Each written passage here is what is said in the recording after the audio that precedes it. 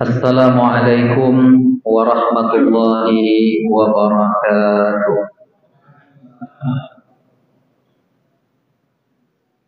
Bismillahirrahmanirrahim. Alhamdulillahi rabbil alamin, hamdal hamidin, hamdal mustaghfirin. Assalatu wassalamu ala asyrafil anbiya'i wal mursalin, Sayyidina wa habibina wa qurrati a'yunina Muhammadin wa ala alihi wa sahbihi ajma'in. Ashhadu an la ilaha illallah wahdahu la syarika lah, wa ashhadu anna Muhammadan abduhu wa rasuluhu la nabiyya wa la rasula ba'dah. Allahumma inna amsayna fi ni'matin wa afiyatin wa sitrin, fa atimma alaina ni'mataka wa afiyataka wa sitraka fid dunya wal akhirah. Allahumma amin. Alim ulama, cerdik pandai, tokoh masyarakat, ayah bunda, orang tua kami, besar tak disebut gelar, kecil tak dihimbau nama, umumnya hadirin hadirat tamu-tamu Allah sidang jamaah fardu maghrib yang dimuliakan oleh Allah Ta'ala. Bersyukur kita kepada Allah dengan selalu mengucap Alhamdulillahi Rabbil Alamin. Pada malam yang penuh berkah ini, di malam Jumat, di tempat terbaik, di saat terbaik, kita isi detik-detik ini dengan segala kebaikan. Kita bermohon kepada Allah Ta'ala, mudah-mudahan segala apa yang kita amalkan ini memberatkan timbangan kebaikan kita di akhirat kelak. Amin ya rabbal alamin. Salawat dan salam tak lupa pula kita hadiahkan kepada Nabi kita Muhammad sallallahu alaihi wasallam. Allahumma salli wa sallim ala sayyidina Muhammadin wa ala alihi wa sahbihi ajma'in. Bapak Ibu hadirin hadirat yang dimuliakan oleh Allah Ta'ala, pada malam ini kita bermajlis ilmu. Yang akan kita bahas adalah seputar fikih, seputar hukum, dan seputar akhlak yang bersumber dari sahabat Nabi yang bernama Rabi'ah bin Ka'ab al-Aslami. Apa kata Rabi'ah bin Ka'ab al-Aslami? Kuntu abitu ma'a Rasulillah. Suatu ketika aku pernah bermalam bersama Rasulullah sallallahu alaihi wasallam. Fa'ataitu biwudu'ihi. Pada malam itu aku bawakan bejana tempat Nabi Muhammad mengambil air wudu. Lalu saat itu faqala li, Nabi Muhammad berkata kepadaku, sal, mintalah sesuatu wahai Rabi'ah.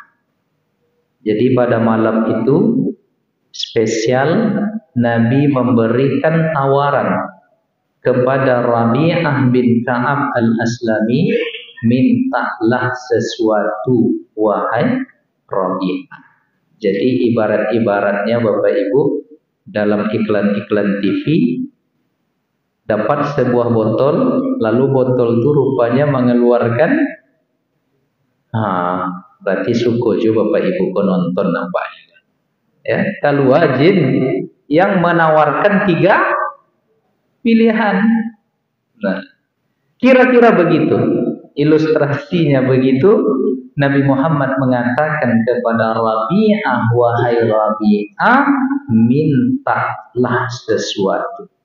Lalu apa jawaban Rabi'ah? Bahwa Bapak Ibu sekalian, uridu murafaqataka fil jannati, Ya Rasulullah, yang aku minta, yang aku inginkan, yang aku harapkan adalah agar bisa menemani engkau di dalam surga. Allahu Akbar. Kalau bapak-bapak bersobok jo Nabi, kecek Nabi misalnya minta 3 permintaan, aku kira-kira yang apa akan minta?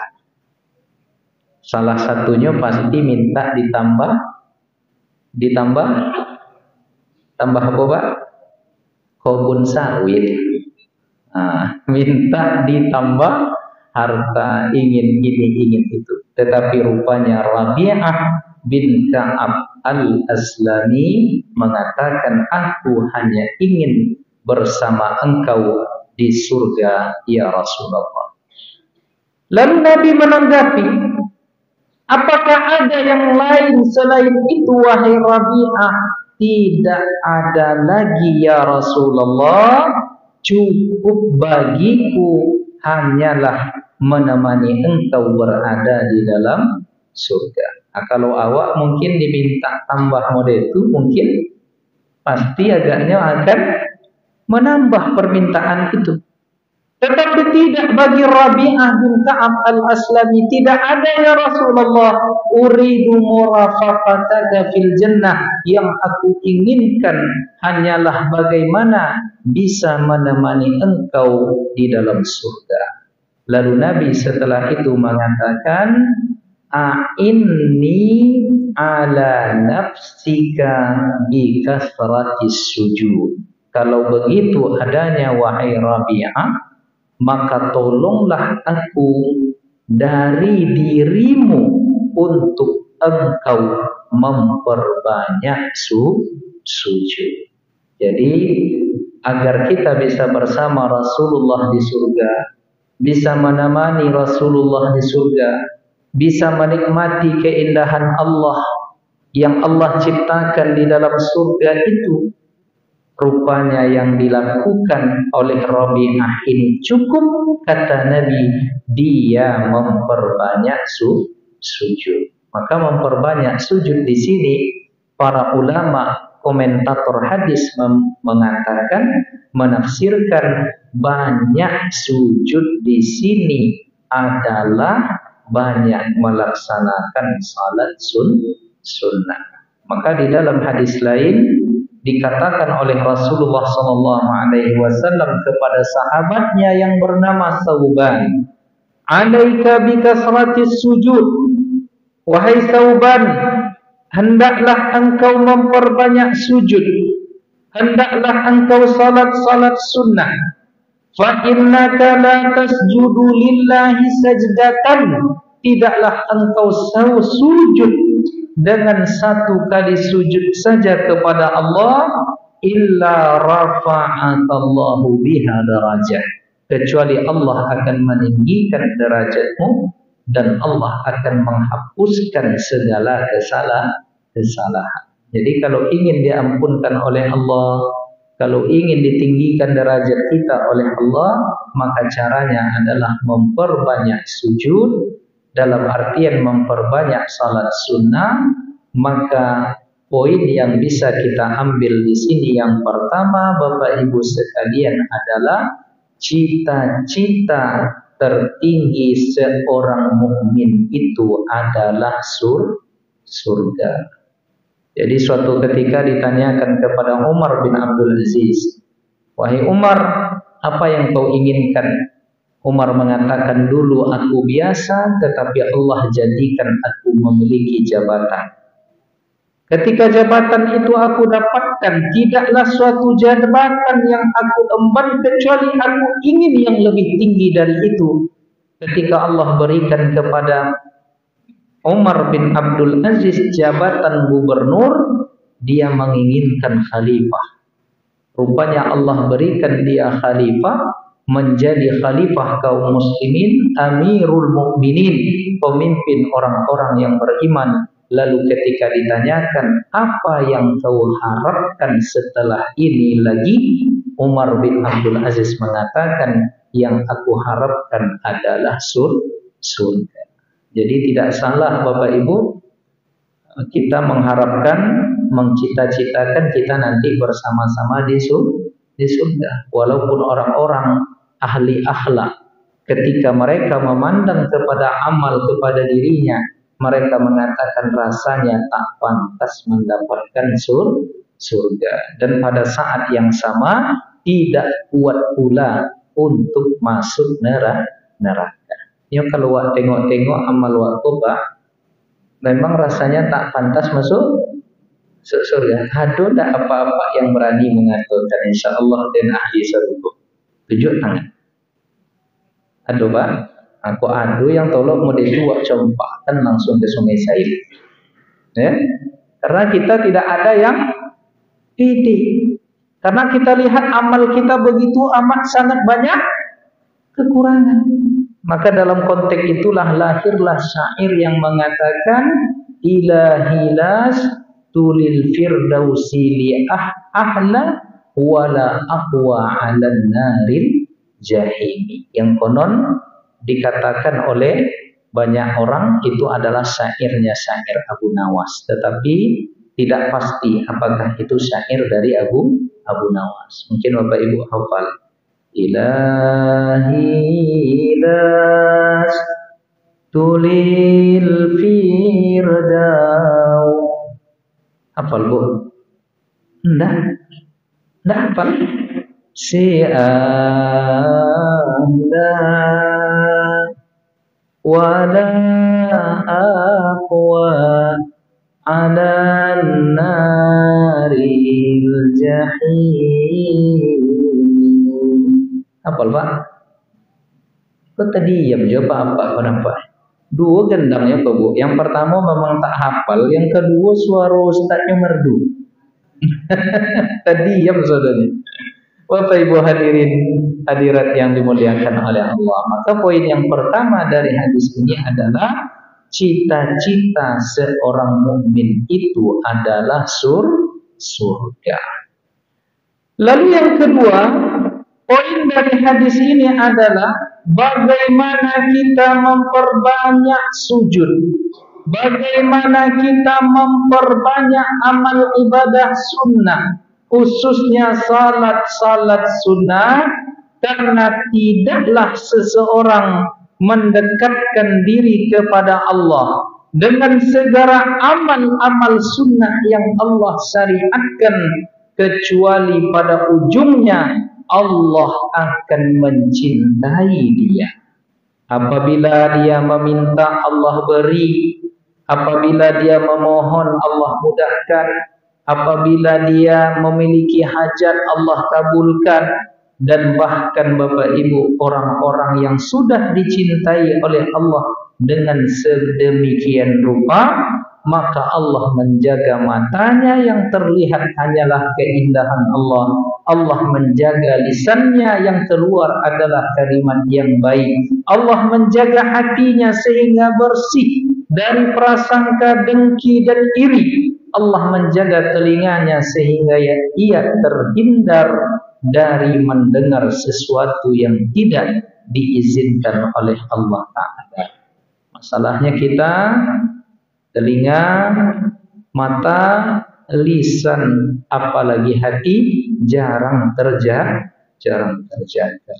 Nah, maka oleh karenanya Bapak Ibu yang dimuliakan oleh Allah, dengan kita memperbanyak salat sunnah atau amal-amal sunnah itu, Allah cinta, harapan kita dikabulkan, keinginan kita dimudahkan, bahkan kita dibimbing dimanapun dan kapanpun ia selalu nyaman bersama Allah Subhanahu wa Ta'ala.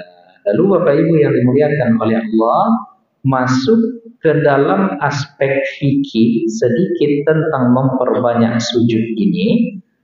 Kalau kita salat berjamaah, di saat imam sujud, setelah itu ia bangkit, wajib kita mengikuti imam. Innama ju'ilal imamu litamma bihi. Sesungguhnya imam itu dijadikan agar ia diikuti. Dan ini banyak pernah terjadi kekeliruan di antara kita. Imam sujud, lalu imam tadi bangkit dari sujud duduk tahiyat akhir, ada jamaah yang masih memperlama sujud. Ada tak Bapak tengok kok? Ya, hampir-hampir salam imam tu lagi Assalamualaikum warahmatullahi, hampir salam baru dia bangkit. Nah, ini tidak boleh dalam artian jatuh hukumnya kepada makruh. Jadi jangan salah, memperbanyak sujud, memperpanjang sujud itu bukan dengan memperlama sujud di sujud terakhir, padahal imam ketika itu sudah bangkit dari sujud. Ini banyak kekeliruan di tengah masyarakat. Maka jangan dilakukan ini Bapak Ibu. Ibu-ibu pernah tengok tak? Ya, karena dia mungkin tertipu dalam artian Nabi pernah mengatakan aqrabu ma yakunul 'abdu ilallahi wa huwa sajid. Seseorang itu teramat dekat posisi ruhaninya dengan Allah ketika dia bersujud, lalu dia tertipu dikiranya dengan memperpanjang sujud di waktu salat berjamaah itulah yang baik, padahal itu tidak boleh. Maka Bapak Ibu sekalian, jadi kalau imam sudah bangkit, maka kita juga wajib ikuti imam. Tapi kata Nabi, wa idza shalla wahdakum falyusalli kaifa syaa. Apabila kalian hendak salat sendiri, maka salatlah sekehendak hati. Mau nanti berdirinya 1 jam, silahkan.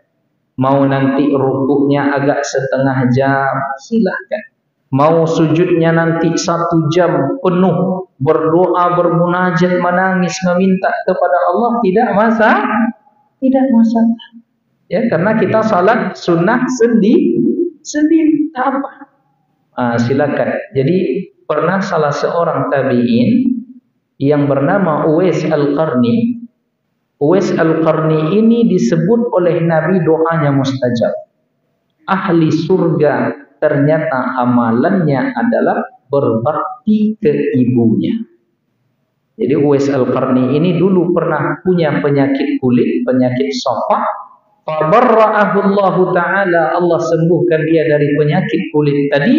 Illa maudi'a dirhamin, kecuali ada bekasnya sebesar koin dirham di wajahnya. Ini adalah Uwais Al-Qarni yang dijamin masuk surga oleh Nabi disebabkan ia berbakti ke ibunya.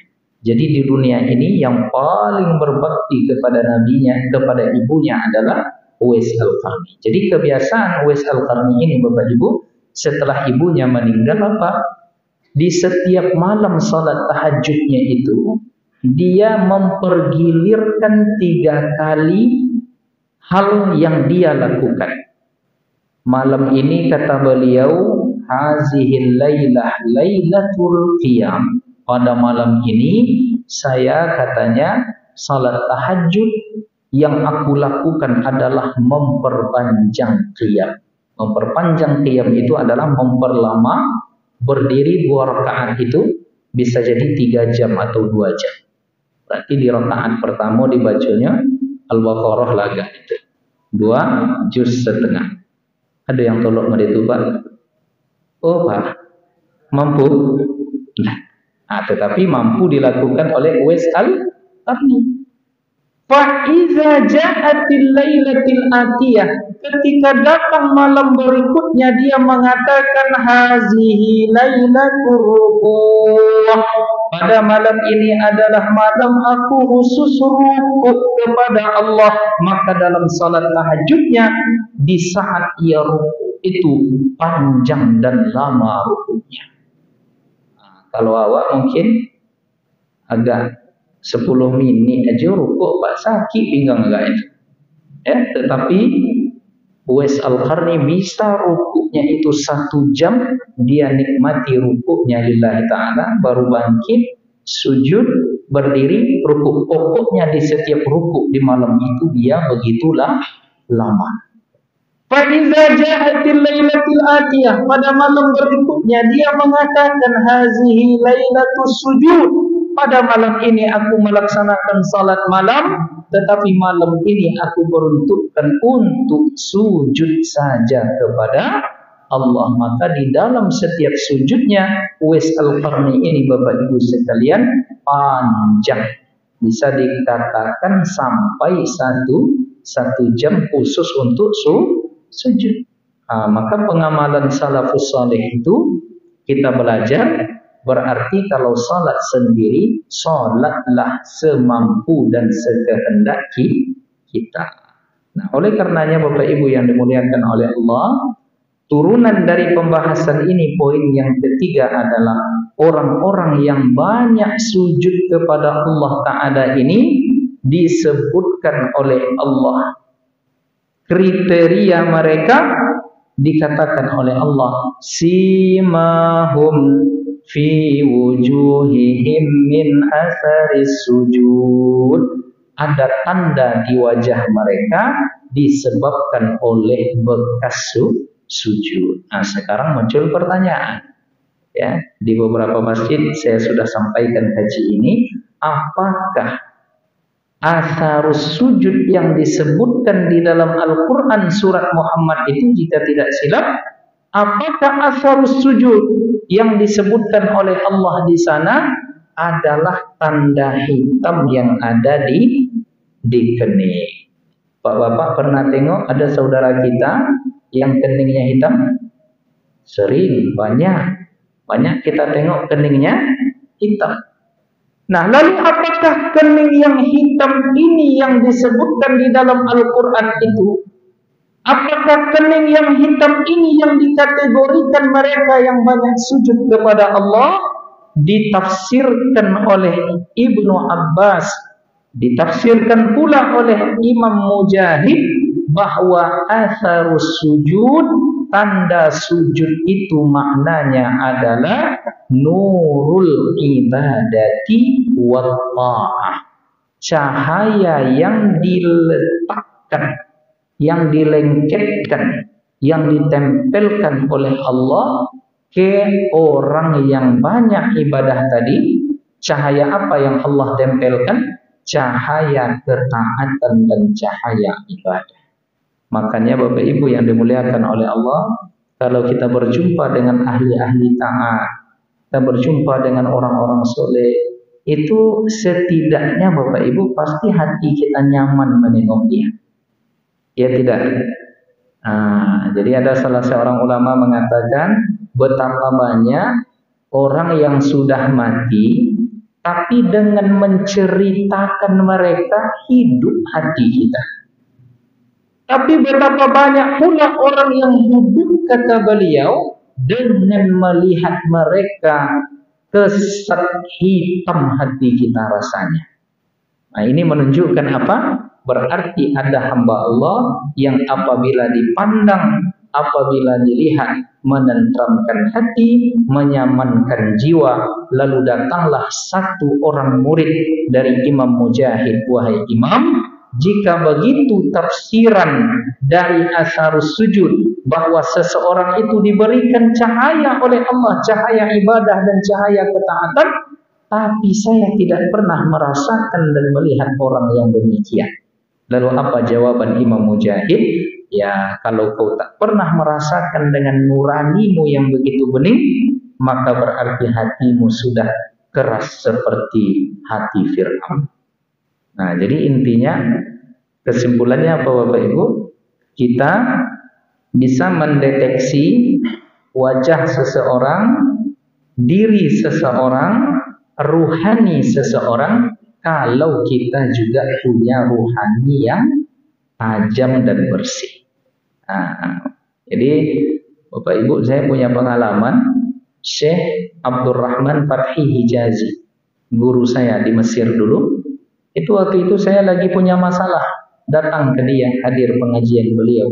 Lalu setelah itu beliau panggil, beliau pegang. Belum lagi saya cerita, tengoknya mata saya, pandangnya wajah saya waktu itu. Apa kata beliau? Isbir ya bani, sayatikal faraju ba'da ayyamin biiznillah. Apa arti itu Pak? Isbir ya bani, wahai anakku, karena orang Mesir itu kalau guru memanggil muridnya ibarat memanggil anak. Isbir ya bani, anakku sabarlah, akan datang pertolongan dari Allah beberapa hari ke depan. Padahal saya tak cerita, ya, masalah saya waktu itu Bapak Ibu, visa sudah mau habis, kemudian PT beli tiket tak cukup. Nah, jadi harus pulang ke Indonesia, uang tidak cukup, ya. Akhirnya galau, ya. Karena galau ya tentu kita mengadu, ya, selain kepada Allah, minta doa dari orang-orang soleh. Nah, jadi belum tembus pandangannya kepada saya waktu itu, ya. Dia merasakan ruhani saya karena memang ruhani beliau, firasat beliau kuat. Dan memang Bapak Ibu, 3 hari setelah itu Allah berikan jalan keluar. Adalah senior saya di kedutaan waktu itu bilang, Ustaz, udah beli tiket belum? Kapan pulang ya? Rencana secepatnya karena visa beberapa hari lagi mau habis.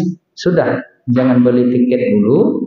Ini ada orang yang sudah mendermakan tiket dari Kairo, Abu Dhabi, Jakarta, Pekanbaru. Gratis. Tis. Nah, itulah timu itu. Nah, jadi waktu itu ya Masya Allah. Nah, karena sebelum saya pergi itu dipegang yang dada saya oleh Syekh Abdurrahman Fatih Jazi. Kemudian beliau doakan, kemudian dikunci, ditutup dengan membaca Al-Fatihah bersama. Ternyata dengan izin Allah, Allah kabulkan. Tetapi poin penting yang kita ambil di situ adalah bahwa menilai, memprediksi orang oleh orang-orang yang memiliki nurani yang bersih itu amat sangat mudah. Nah, inilah yang dikatakan oleh Allah Ta'ala, simahum fi wujuhihim min atharis sujud, orang-orang yang dengan bersama Nabi itu mereka ahli ibadah, banyak mereka di wajah mereka ada tanda sujud. Tanda sujud di sana artinya adalah cahaya ibadah dan cahaya ketaatan. Berarti poin yang keempat, tak ada hubung kaitnya memperbanyak sujud. Tanda sujud menjadi orang soleh itu standarnya bukan hitam di kening. Nah, jadi dengan tegas kita katakan itu bukan sunnah Nabi. Ya, mengapa kita katakan itu bukan sunnah Nabi? Setidaknya karena 3 riwayat dari para ulama yang mengkritik hal ini. Yang pertama dari Abdullah bin Umar. Abdullah bin Umar ini pernah berjumpa dengan seseorang yang di keningnya ada tanda hitam. Lalu dia panggil, ma hazal asar, apa tanda hitam di keningmu ini? Lalu dia katakan, karena saya memperbanyak sujud kepada Allah. Lalu apa kata Ibnu Umar radhiyallahu anhuma? Laqad sahibtu Rasulullah. Aku sudah bersahabat membersamai Rasulullah. Wa Abu Bakrin, begitu juga Abu Bakar. Wa Umar, begitu juga ayahku Umar bin Khattab. Wa Utsman, dan begitu juga Utsman bin Affan.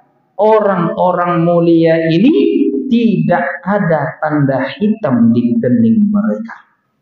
Nah, coba tengok Bapak Ibu. Jadi kalau murni kita ingin ikut Nabi, ingin ikut sunnah, bahwa orang-orang mulia di muka bumi ini kening mereka tidak hitam. Lalu mengapa kita menghitam-hitamkan kening kita? Ibnu Umar mengkritik, dan bahkan di dalam riwayat Sa'id bin Yazid ini Bapak Ibu dikatakan oleh para ulama, dia adalah sahabat yang terakhir meninggal. Dia adalah sahabat yang panjang umurnya sampai sekitar 93 tahun.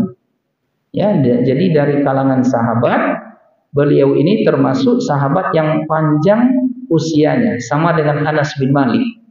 Nah, kemudian Sa'id bin Yazid ini tidak pernah sakit seumur hidupnya, kecuali sakit di saat usia 10 tahun dia demam. Sa'id bin Yazid ketika meninggal di usia 92 atau 93 tahun, tak satu pun uban yang tumbuh di kepalanya. Nah ini kenapa? Karena Sa'ib bin Yazid ini pada usia 10 tahun pernah dia sakit demam, dibawa oleh tantenya, dibawa oleh eteknya ke Nabi. Lalu saat berjumpa Nabi, apa kata tantenya tadi? Ya Rasulullah, inna bana ukhti waji'un. Ya Rasulullah, ini keponakanku ini lagi demam. Lalu pada saat itu dielus, dipegang, disentuh kepalanya oleh Nabi. Nah, kepala yang disentuh oleh Nabi itu sampai akhir hayatnya, di rambut yang ia sentuh itu tidak menumbuhkan uban sehelai pun. Itulah barokahnya tangan Nabi. Jadi kalau Bapak Ibu, kalau bisa bermimpi berjumpa dengan Nabi, usahakan peluk Nabi Muhammad, usahakan genggam tangannya. Ya, karena tangan kulit yang bersentuhan dengan kulit Nabi itu baik zahir maupun batin tidak akan dijilat oleh api neraka. Mudah-mudahan kita bisa bermimpi berjumpa dengan Nabi. Amin. Minimal agak sekali seumur hidup ya Pak. Ya Pak. Jadi jangan mati dulu sebelum mimpi dengan Nabi. Apa caranya Ustaz? Caranya banyak baca salawat sebelum tidur. Tapi ada cara yang dulu ditunjukkan oleh Syekh Ali Jum'ah. Kata beliau, sebelum tidur makan ikan goreng, tapi jangan minum air putih setelah itu.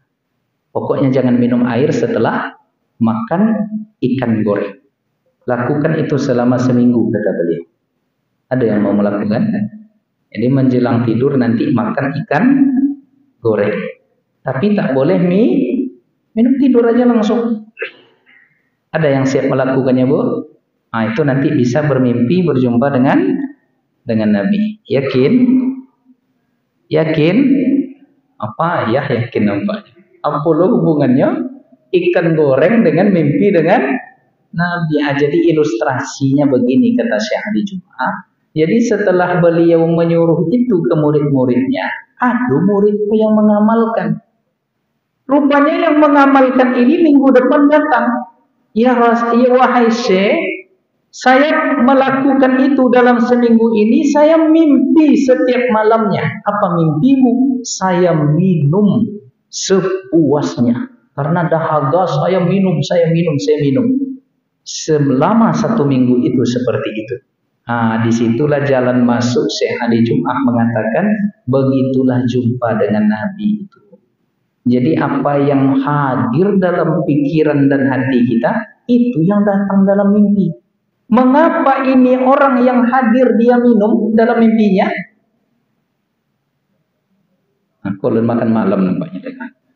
Pak, kenapa orang kau tadi mimpinya minum?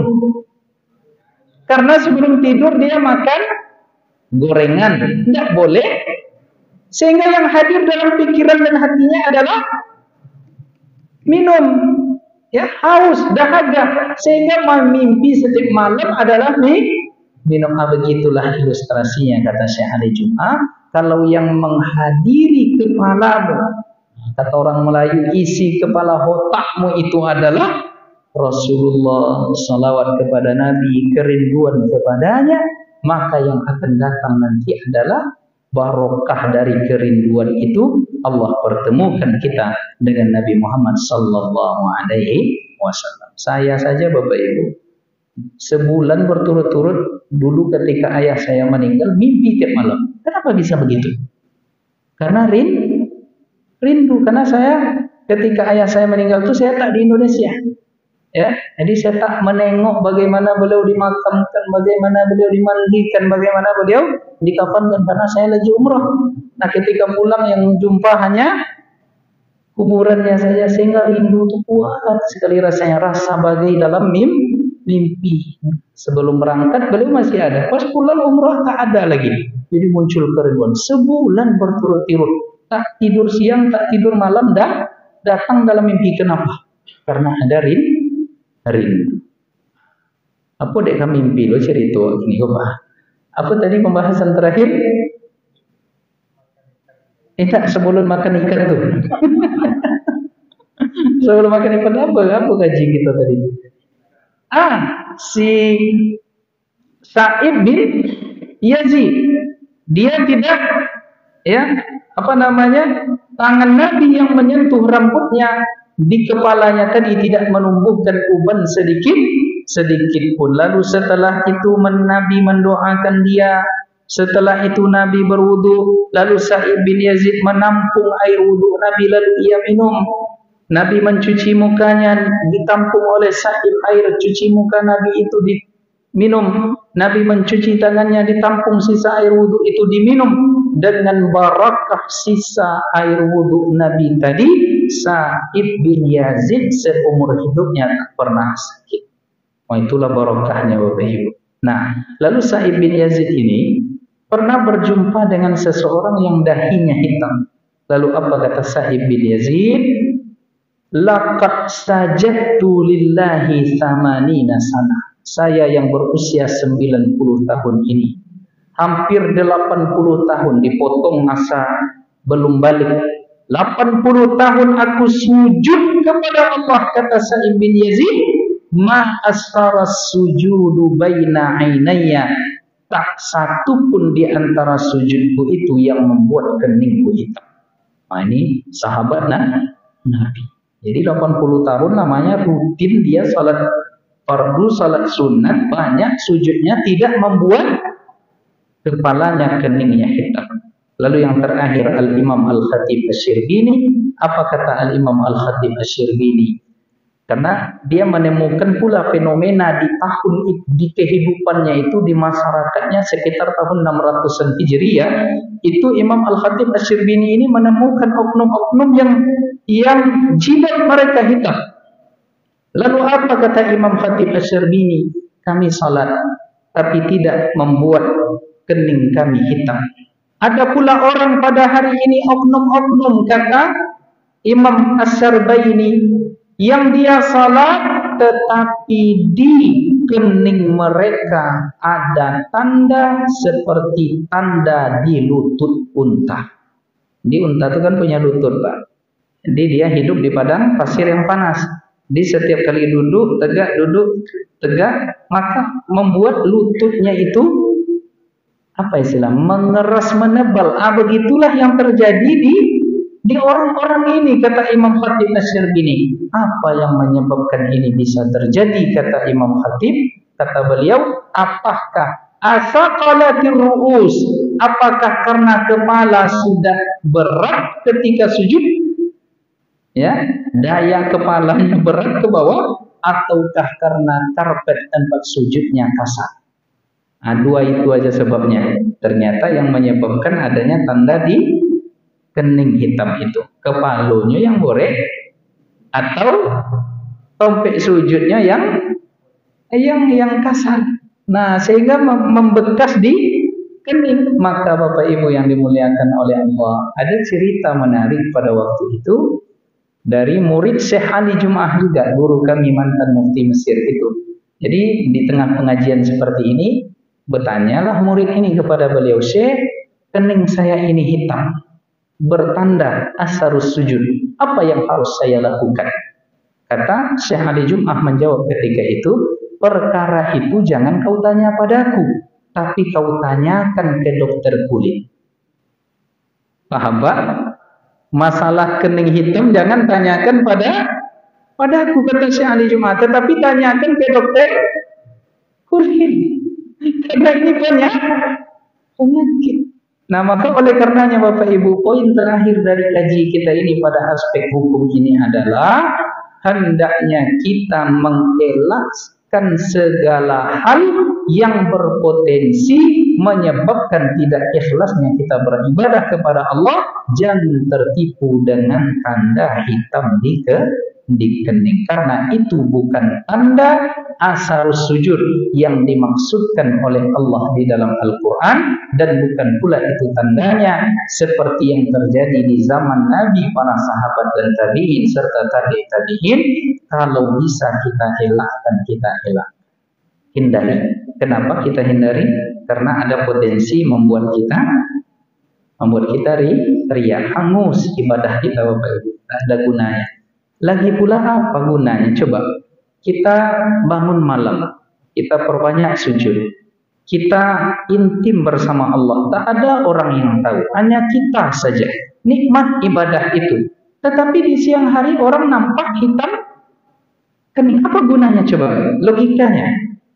Malam-malam kita beribadah sendiri, tetapi siang nampak tandanya. Apa gunanya kita beribadah kalau begitu? Sama dengan orang sedekah beras, diam-diam, tetapi di dalam beras itu ada kartu nama dia. Iya Pak. Apalagi di musim kampanye. Aduh Mas Oji di Arengka tuh Pak. Waktu itu musim-musim kampanye 2019 kemarin. Ya ceramah saya karpet baru harum wangi. Bulan depannya setelah pemilu datang saya ke masjid itu tak ada lagi karpet tuh. Saya tanya, mana karpet potong tuh Pak pengurus? Diambil balik di caleg tuh Ustaz. Apa sebab kalahnya di situ kan? Ya Allah, al-a'id fi hibatihi, orang yang mengambil kembali apa yang sudah dia hibahkan sama seperti maaf cakap. Ya, maaf cakap. Anjing menjilat kembali muntahnya. Jadi ikhlaslah lillahi ta'ala, kecuali kita sudah berupaya, ya, kulit kita sensitif, setiap basah dia kalau kena benda-benda yang kering dia membekas, nah itu tak jadi soal. Tapi kalau bisa kita elakkan, kita elakkan agar kita terhindar dari potensi-potensi riya. Itulah barangkali Bapak Ibu kaji kita pada malam ini, semoga bermanfaat.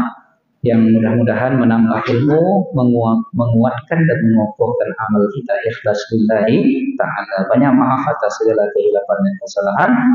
Fa'tabiru ya ulil albab. Wabillahi taufiq wal hidayah. Wassalamualaikum warahmatullahi wabarakatuh.